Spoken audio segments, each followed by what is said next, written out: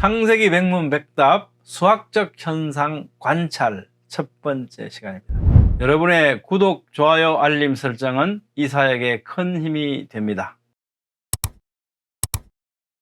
안녕하세요, 김홍석입니다. 오늘은 수차례에 걸쳐서 오늘부터 수학적 관찰을 시도해 보려고 합니다. 이러한 관찰은요, 수차례 진행되는데요, 이 내용을 진행할 것인지 여러 번 제가 생각을 해봤는데, 그래, 창세기 1장을 지나면서 이거 해야겠다라고 생각했습니다. 창세기 백문백답 첫 시간에, 그죠? 궁금한 뭐든지 나누기로 하자. 우리가 진도 급할 거 없잖아요. 예. 그래서, 물론 우리는 다시 돌아가서 또 말씀을 상고하고 할 수 있습니다만, 가능하면 우리가 거기서 논의할 수 있고, 궁금해 할 수 있는 모든 것을 우리가 살펴보면서 하나님의 말씀을 한번 찬찬히 살펴보자. 이것이 우리가 첫 시간에 나누었던 취지거든요. 그래서 그래, 망설이지 말자. 수학적 관찰, 이것도 우리가 필요하다, 해보자. 이렇게 해서 몇 차례 나눠서 하기로 결심했습니다. 이상한 숫자 풀이로 오해하실까 봐 제가 좀 걱정이 돼서 미리 좀 방패막이 말씀을 드리는 겁니다. 우리는요, 그런 숫자 풀이 이런 걸 하자는 게 아니고 실제로 관찰되는 현상을 좀 자세히 살펴보자. 그러면서 궁극적으로 제가 원하는 것은 정말 기가 막히게 수학적인 이 구조를 갖고 있는 이 말씀의 구조를 보면요, 이건 정말 하나님의 말씀이다. 이게 사람이 이럴 수가 없어. 이 성경의 영감성을, 우리는 은혜를, 체험하게 되거든요. 그걸 나누고 싶은 겁니다, 사실은. 본문 말씀, 이제 2장 1절부터 3절 말씀입니다. 그죠? 여기 일곱째 날, 그죠? 실제로는 그 일곱째 날이에요. 수신학의 출발점이죠. 성경에서 7이 신성시되고 특별한 의미가 거기에 부여된 것은 하나님께서 천지를 창조하실 때 6일간 사역하시고 제7일을 거룩하게 하셔서 그날에 안식하셨다는 점에서 근거한다 라고 카리스 주석은 주석하고 있습니다.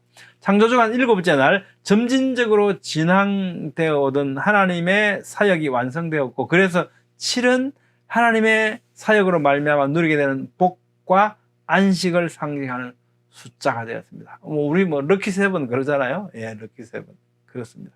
왜 럭키 세븐이겠습니까? 왜 창세기 오늘 그 본문 말씀, 그죠? 일곱째 날 안식하셨다. 창조의 완성. 그래서 럭키 세븐인 겁니다. 숫자의 상징적인 의미를 카리스 주석에서 좀 자세히 설명을 하고 있습니다. 한번 같이 살펴볼게요. 첫째, 하나님의 사역과 관련된 7. 성경에서 7이 신성시되고 특별한 의미가 거기에 부여된 것은 하나님께서 천지를 창조하실 때 6일간 사역하시고 제7일을 거룩하게 하사 그날에 안식하셨다는 점에 근거한다. 7은 점진적으로 진행되어 오던 하나님의 사역의 완전한 성취, 하나님의 사역으로 말미암아 누리게 되는 복과 안식을 상징하는 숫자가 된 것이다. 이스라엘 백성과 관련된 7. 이스라엘 백성들은 언약에 파기했을 경우에 이것을 속량하기 위해서 7명의 희생자가 필요했다. 이게 사무엘 하에 나옵니다. 그들은 하나님의 심판을 위해서 7일간 기다려야 했고요. 야곱이 그의 형 에스에게서 용서를 빌기 위해 몸을 굽힌 것도 7번이었다. 7일간에 걸쳐 계속된 혼인잔치, 대적이 7길로 도망한다는 것 등에서 7은 완전성이라는 개념을 지닌다.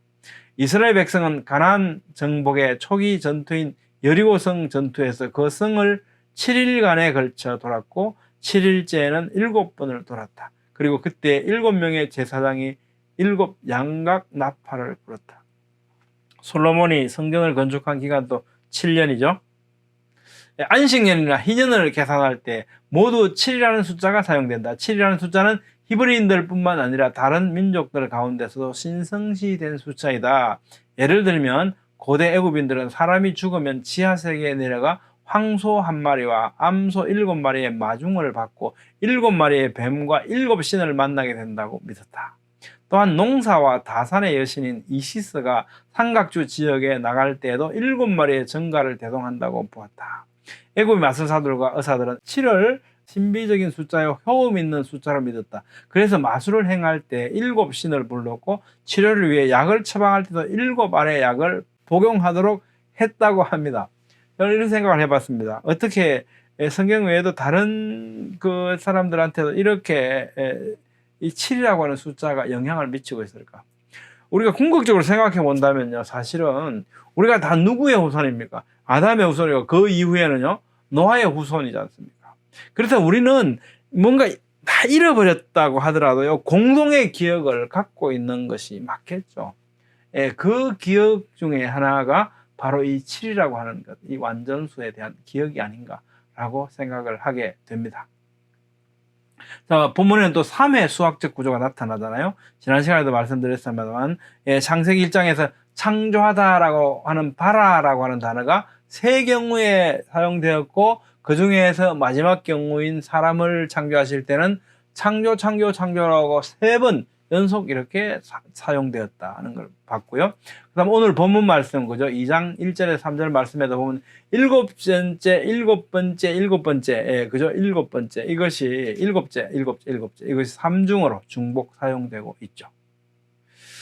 창세기 2장 1절에 3절까지 일곱째 날, 그죠? 그러니까 7과 이 내용 7이라고 하는 7과 3번 사용된 3이라고 하는 것, 7의 3중 중복 구조를 보이고 있다는 겁니다.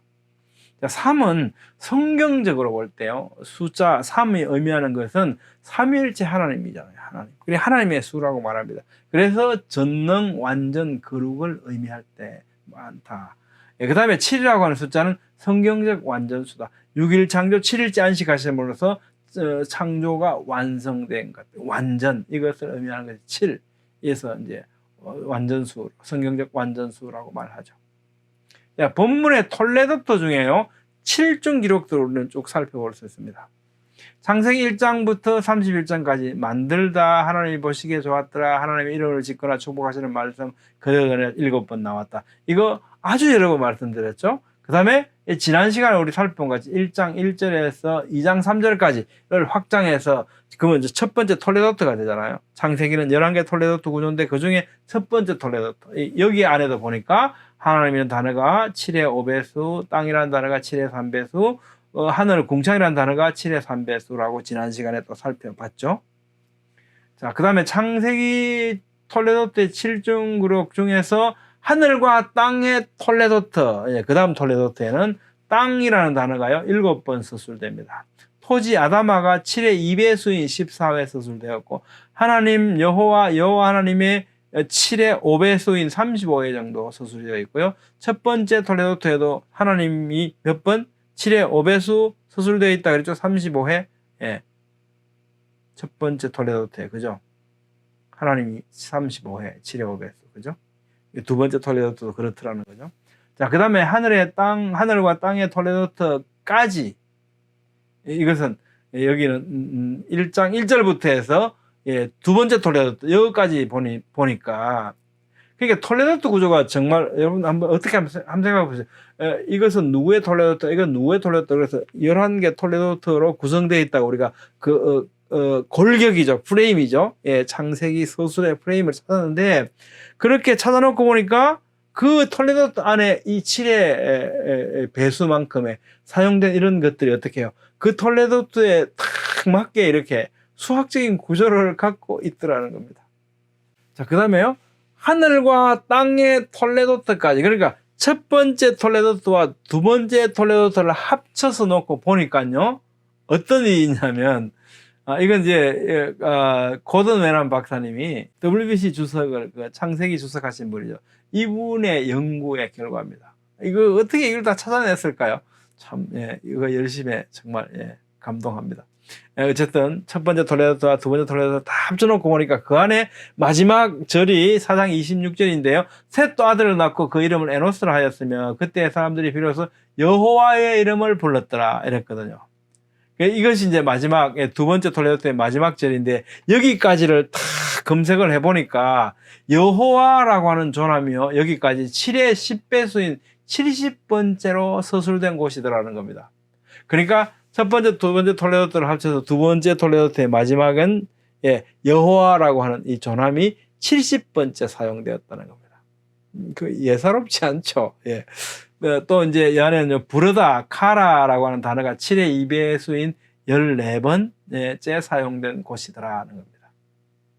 그런 또 수학적인 구조를 보이고요. 그 다음 아담 톨레도트 창세기 5장 1절부터 6장 8절입니다. 여기에는 아담 사람이라는 단어가 14회 7회 2배수죠 사용되었고 그 가운데 7회는 관사가 있고 7회는 관사가 없더라 하는 겁니다. 하나님 엘로힘이라는 단어가 7회 2배수인 14회 사용됐고요. 짓다 창조하다가 7회 기록되어져 있습니다.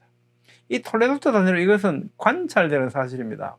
무엇을 의미하는지에 대해서는요 직접 말씀하지 않으셨어요. 그런데 이것이 우연일 수 있을까요? 우연이 아니라면 의도가 내재되어 있는 거예요. 의도가. 그렇다면 우리는 무엇을 이러한 배치, 수학적 배치를 통해서 우리에게 무엇을 말씀하고 싶으신가, 우리가 무엇을 알기를 원하시는가를 우리는 관찰해 볼 수 있어야 되겠죠. 그러니까 꼭 말을 해야 하는 것이 아니고 무엇인가 이런 것들을, 이런 구조를 통해서 우리에게 뭔가 의도를 우리에게 전달하고 계신다는 거예요. 메시지를 전달하고 계신다는 거죠. 우리는 그걸 알면 좀 더 깊이 있게 하나님의 말씀을 알 수 있겠죠. 예, 저는 이런 것을 알게 돼서 굉장히 기쁘고요. 예, 기분 좋습니다.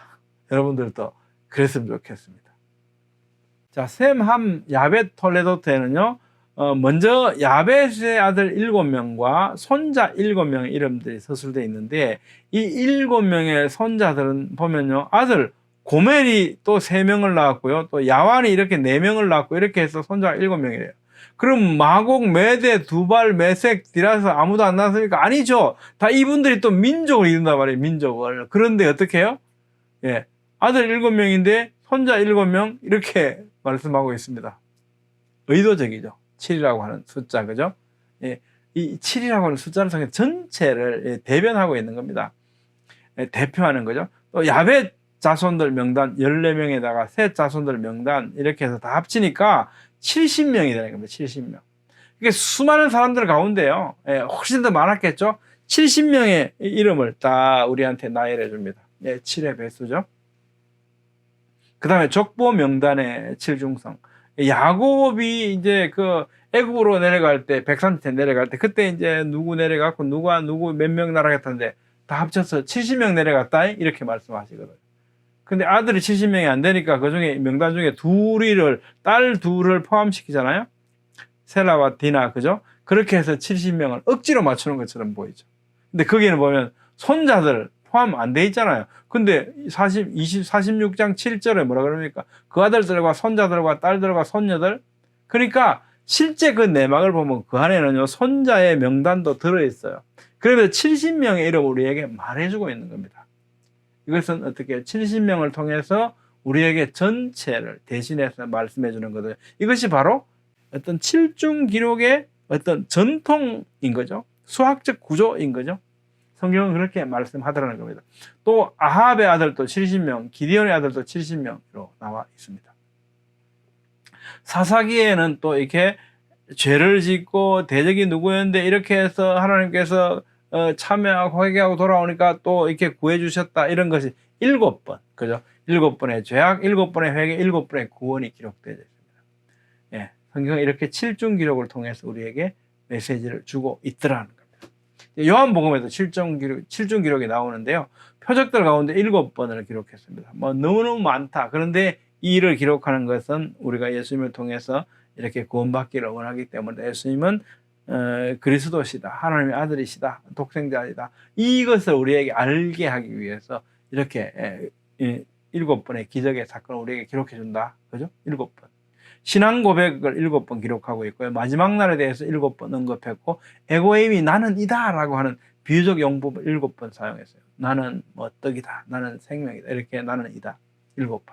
그리고 증인 본문 내에 기독론이 7번 나오고요. 하나님의 어린 양, 하나님의 아들 메시아, 모세의 율법과 예언자들이 기록한 그의, 요셉의 아들 나사렛 예수, 이스라엘의 임금 인자, 이렇게 해서 기독론 7번, 문이 7번 사용됐고요. 도마의 이름이 7번 기록되어 있습니다.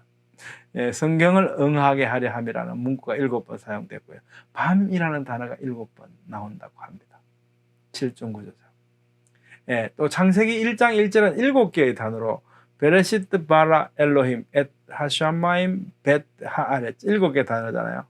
이 철자를 하나하나 세보니까 7에 400수인 28자입니다. 또 1장 2절은요, 14개의 단어로 구성되어 있습니다. 자, 이것은 나타난 현상입니다. 우리가 자세히 보니까, 이렇게 되어 있더라는 겁니다. 예. 그래서 그럼 억지로 끼워 맞춘다, 안 맞춘다, 그거 아닙니다. 예, 성경은 이렇게 기록되어 있더라는 걸 우리는 발견해 가는 거죠. 수학적 구조를. 그러면서 무엇을 의미하는 것일까를 우리는 고심하게 되고요. 발견하면서 은혜를 나누는 겁니다. 예, 여러분 어떻게 생각하십니까? 오늘은 창세기 2장 1절부터 3절 본문이 성경의 수학적 구조의 출발점이고 성경에 나타난 7중 구조와 3중 구조를 개괄적으로 살펴봤습니다. 다음 시간에는 세부적으로 수적 구조를 살펴보도록 하겠습니다. 감사합니다.